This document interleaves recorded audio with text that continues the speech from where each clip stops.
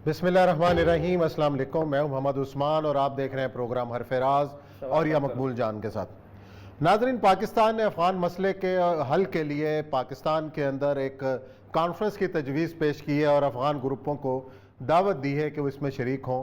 लेकिन ताज़ा तरीन इतला ये है कि अफ़गान हुकूमत ने इस कॉन्फ्रेंस में शिरकत से इनकार कर दिया है। और इसके अलावा आज फवाद चौधरी साहब जो हमारे वज़ीर इत्तलात हैं, उन्होंने भी एक बयान दिया कि पाकिस्तान की मर्ज़ी के बगैर कुछ नहीं हो सकता।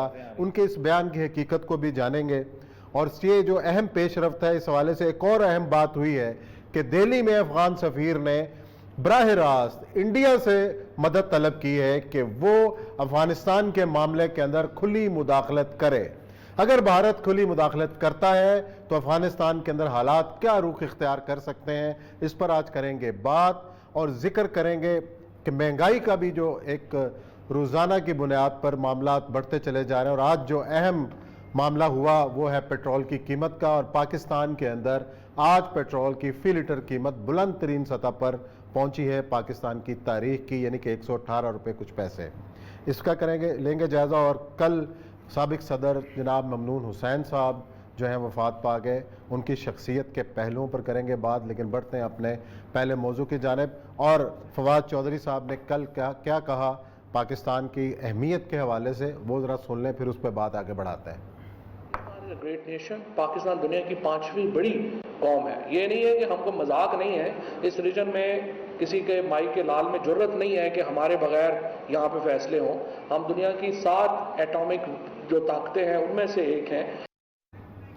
जी, फवाद चौधरी साहब की गुफ्तगू आपने सुनी। पहले तो वो कह रहे थे कि जनाब जब रशिया चला गया तो बताए बगैर चला गया, अमेरिका ने जब जनीवा अकॉर्ड के बाद यहाँ से गया तो पाकिस्तान को बीच मझधार में छोड़ के चला गया। लेकिन अब जो है वो पाकिस्तान की मर्जी के बगैर कुछ नहीं हो सकता।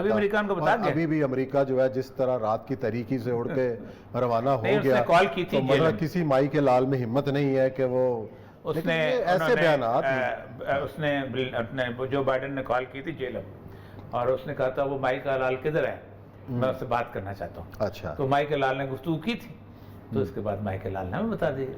मतलब आप सोचा करो यार, आप कि आप इंटरनेशनल पॉलिटिक्स में गुफ्तगू कर रहे हो। आप जेलम सराय आलमगीर की बात नहीं कर रहे हो। दरिया जेलम की वो पुल है, वो नहीं है ये। अच्छा, सिचुएशन ये तो नॉन सीरियस था। पीटीआई के तर्जमानों से सीरियस की तवक्को या बस समझ। अच्छा, सोच इतने कॉम्पिटेंट तर्जुमा साहब, आप ऐसे ही कह रहे हैं कि नॉन सीरियस। क्या बात है, क्या बात। एक से एक सर देखे ना। सर मैं आज सुबह एक जगह पे गुफ्तगू कर रहा था किसी टीवी चैनल पे, कम से कम 5 दुनिया के निजाम तो इमरान खान साहब का अभी तक पसंद आ चुके हैं। तुर्की का आ चुका है, मलेशिया का आ चुका है, चीन का आ चुका है, यूरोप का 5, रियासत मदीना भी आ चुका है, ये सारे आ चुके हैं। अब मुझे समझ आती है उनको मिला के एक दिन 12 मसाले की चाट बनेगी कब। छोड़ें इसको, बस ये सीरियस, मैं अब सीरियस लेने छोड़ दिया इन सारों को।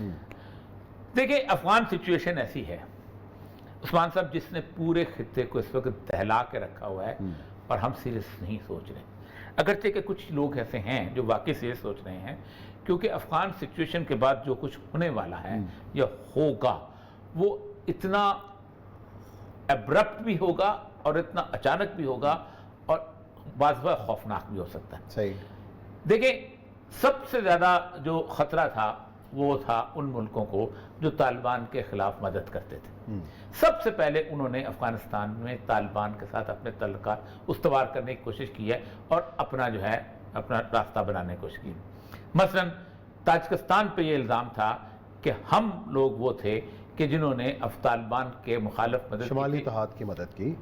अमेरिका उनका रास्ता इस्तेमाल करके दाखिल हुआ था। काबुल शहर में अमेरिका उन्हीं के कंधों पर सवार होकर दाखिल हुआ, उन्हीं का रास्ता इस्तेमाल किया, उन्हीं की गाड़ियां इस्तेमाल की। फिर उन्होंने खास तौर पे अमेरिकन अफवाज को फिजिकली एंटर होने की, पाकिस्तान ने फिजिकली एंटर होने की इजाज़त नहीं दी थी, उन्होंने फिजिकली एंटर होने की इजाज़त दी। ताजिकिस्तान का मसला था। दूसरा, उज़्बेकिस्तान के मसले में यह था कि जो उज़्बेक थे, खास तौर पे दोस्तम वगैरह दूसरे से, उनकी जो है सारी की सारी रहायश गाहें जगहें वो वहाँ पर होती थी, समरकंद में, बुखारा में, ताशकंद में, इन जगहों पे। तो उन्होंने भी अपने आप को किसी न किसी हद तक ठीक करने की कोशिश की। ईरान पे उस वक़्त से इल्ज़ाम है جب 1999 کے اندر ان کے سفارتکار مارے گئے تھے مزار شریف میں، جو کہ کہا جاتا تھا کہ ماستران ہیں اور افغان نے مارے تھے، جنگ کے برنک پہ آگے تھے، پھر آہستہ سے جنگ، تو اس وقت سے طالبان یہ سمجھتے تھے کہ اس پورے علاقے کو انہوں نے مدد کی ہے اور چھپ کے کی ہے، واضح کی ہے، سب کچھ کیا ہے، اور اس کے بیانات مستقل 20 سال آتے رہے، کوئی ڈکی چکی بات نہیں۔ یہ تمام ممالک میں سے انڈیا وہ واحد ایسا ملک تھا جو رہ گیا تھا۔ انڈیا نے اپنے طور پہ طالبان کے ساتھ گفتگو کرنے کی کوشش کی، لیکن انڈیا جو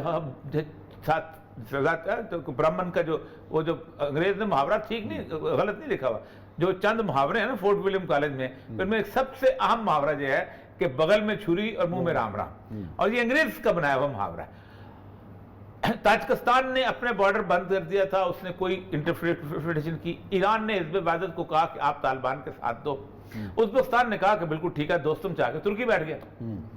انڈیا نے اس کے ساتھ ساتھ 3 جہاز بھیجے، اور جہاز آ کے جو ہے وہ آ کے اس پہ انہوں نے اٹیک کیا، جس پہ پر سہیل شاہین نے باقاعدہ مکمل طور پہ کم از کم 3 منٹ کا سٹیٹمنٹ دیا ہے کہ آپ ایک چہرہ رکھو، یہ بار بار اس طرح کے چہرے مت رکھو جس طرح کے صاحب۔ اس کے اوپر خان صاحب نے ایک کانفرنس بلائی۔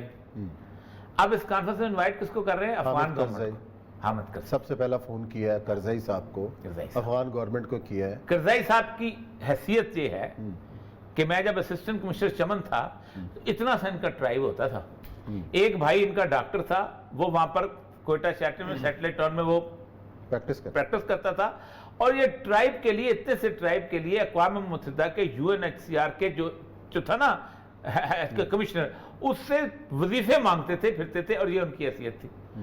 انگریز اور اس کا بھائی جو تھا وہ کہتا تھا کہ آئندہ اگر افغانستان میں کچھ ہوا تو میرا بھائی جو ہے وہ صدر بنے گا، اور ہمیں بالکل اندازہ نہیں تھا کہ افغانستان میں کچھ ہونے والا ہے، لیکن وہ ہو گیا، اس کا بھائی صدر بن گیا۔ میں خان صاحب کو بالکل نہیں پتا، خان صاحب یہی سمجھتے ہیں نہیں وسیع البنیاد حکومت انہی سے ان کو شامل کر کے بنے گی نا۔ پہلی بات ہے آپ کون ہوتے بنانے والے؟ افغانستان میں طالبان جانے وہ جانے وسیع البنیاد بناتے پھرے، آپ پینٹاگون ہو، آپ کے پاس پاور کیا ہے، آپ کو طاقت کیا ہے؟ کیا کوئی طاقت نہیں ہے ہمارے پاس؟ قطعاً نہیں، قطعاً نہیں ہے۔ اگر آپ نے ان کو پناہ دی ہے، اور یہ صاحب یہاں تو کس کو پناہ دی ہے؟ کسی آپ نے طالبان کو تھا؟ دیکھیں وہ مہاجرین، پہلی بات ہے کہ وہ مہاجرین چلے آ رہے ہیں 1979 سے، اور مہاجرین جو ہیں وہ ان کو واپس جانے کی اب ضرورت نہیں ہے۔ اکبر بگٹی صاحب کے پاس ہم بیٹھے ہوئے تھے، تو ان سے ہم سے پوچھا یہ مہاجرین جائیں گے کہ نہیں جائیں گے؟ کہتے ہیں مہاجر مدینہ سے واپس نہیں گئے، یہ تو مطلب وہ سیٹل ہو جاتے ہیں، بہتر ہے۔ مہاجرین تو ظاہر بات ہے پاکستان کی اکانومی میں سے، اور ایک بات یہ کہ ہم نے مہاجرین کو گالی بنا دیا ہے پاکستان کے اندر۔ بلوچستان کی کراچی سے لے کے کوئٹہ تک فصلیں آباد نہ ہوتی، وہاں پر کھیت نہ لگتے، مہاجر ورکر کام نہ کرتا۔ انہوں نے کیا کیا آپ کا پورا بلوچستان آباد کر کے رکھ دیا۔ چھوڑ دے اس بات کو، خیر لمبی بحث ہو جائے گی، لیکن سمجھ رہے ہیں وہ مہاجرین تو وہ جنگ کی وجہ سے آئے ہیں۔ نہیں تو کیا حل؟ کہ اگر دیکھیں آپ افغان حکومت کو نہیں شامل کرتے، پھر کون سے ایسی شخصیات ہیں جو طالبان اپنے ساتھ اکاموڈیٹ کرتے ہیں؟ طالبان دیکھیں، طالبان کی اسٹریٹجی 3 طرح کی اسٹریٹجی سمجھیں۔ طالبان کی پہلی اسٹریٹجی یہ ہے کہ وہ انہوں نے پورے کے پورے بارڈرز کو جس وقت کنٹرول کر لیا تو تمام ممالک طالبان کے سامنے آ کے بیٹھ گئے۔ اس کے بعد طالبان نے پاکستان کے بارڈر کو سیکور کیا، پاکستان ابھی تک اپنے اسی میں اندر ہے۔ اس کے بعد انہوں نے تمام جتنے بھی دیہات تھے وہ سارے کے سارے کنٹرول کر دیے۔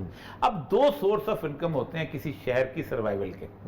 ایک ہوتا ہے کہ گاؤں سے سبزیاں آتی ہیں، پھل آتے ہیں، گوشت آتا ہے، یہ ساری چیزیں شہر کو سپلائی ہوتی ہیں، اور دوسرا یہ ہوتا ہے کہ شہر کو باقاعدہ بارڈر ایریا سے جو کسٹم ڈیوٹی ریونیو آتا ہے وہ پیسے ملتے ہیں آپ کے۔ امریکہ نے کہا کہ میں تو ابھی تک نہیں دیتا ہوں پیسے آپ کو۔ اچھا ٹھیک ہے۔ اب دوسری بات یہ ہے کہ آپ کے پاس اگر آپ نے کابل سے جانا ہے، آپ نے جانا ہے لغمان جانا ہے، تو آپ کو ہیلی کاپٹر سے جانا پڑے گا، بیچ میں طالبان بیٹھے ہوئے ہیں۔ جہاز سے جانا، آپ کو مزار شریف جانا ہے تو آپ کو ہیلی کاپٹر پہ جانا پڑے گا، آپ کو لشکر گاہ جانا ہے آپ کو ہیلی کاپٹر پہ جانا پڑے گا، آپ کو قندھار جانا ہے۔ تو شہر جو ہیں وہ بیسیکلی ایک ڈراپ پلیس بن گئے ہیں کہ یا تو آپ چھتریاں پہ کمانڈوز لیں اور وہ پھینک۔ تو طالبان نے اس وقت ایک ورچولی پورے کے پورے افغانستان کو کنٹرول کر لیا ہے، اور وہ سمجھتے ہیں کہ ہم شہر میں داخل نہ ہوں۔ اس لیے شہر میں داخل نہ ہوں کہ شہر میں داخل ہوں گے تو تھوڑی بہت ریزسٹنس ہوگی، شہر کے لوگ خود سرنڈر کر دیں تو، اور طالبان کہتے ہیں ہمیں کوئی جلدی نہیں۔ اچھا 2 ارب روپیہ پاکستانی کرنسی ہے، اور جس کام کے لیے یوز ہو رہی تھی NDS اور باقی جتنے بھی، اب دیکھیں کس کس جگہ پہ یہ ہوتی تھی؟ چمن میں. چمن. اب چمن سے کیا ہوتا تھا؟ چمن میں ایک تاریخ ہے اور چمن کی تاریخ شروع ہوتی ہے 1974 سے. 1974 میں اس چمن، دوبندی، گڑنگ پل، نیچے گلستان اور اوپر تک جو علاقہ ہے جس میں قمردین کاریز ہے، یہاں سے بلوچ، انسرجنٹ اور پشتون دونوں، محمود خان اچکزئی صاحب کے والد محترم کے زمانے کی باتیں ہیں جب انسرجنسی شروع ہوئی تھی، اس زمانے میں وہ تو ساتھ تھے لیکن ان کے مقابلے میں نیب کے جو لوگ تھے وہ وہاں سے چلے گئے تھے. افراسیاب خٹک کے لوگ تھے، یہ اس وقت وہاں گئے تھے اسی پن بلدک کے علاقے میں جہاں سے کرنسی پکڑی گئی ہے. وہ آپریٹ کرتے تھے، دھماکے ہوتے تھے. ایک حساب سے تو پھر ہمارے لیے اطمینان کی بات ہے نا کہ آپ کا یہ والا بارڈر محفوظ ہو گیا اور وہ لوگ جو آپ کے خلاف کارروائیاں کر رہے تھے وہ آج ایکسپوز ہو رہے ہیں. 20 سال سے چیخ رہا ہوں کہ پاکستان میں پاکستان کا یہ بارڈر صرف طالبان کے زمانے میں سیو ہوا ہے. جس وقت حکمت یار اور احمد شاہ مسعود تھا اس وقت بھی سیف نہیں ہوا تھا. چلو جی دیکھتے ہیں کیا اپڈیٹس ہوتی ہیں اور کیا حالات کیا رخ اختیار کرتے ہیں. لیتے ہیں بریک کے بعد آتے ہیں تو پروگرام کا سلسلہ جاری رکھیں گے.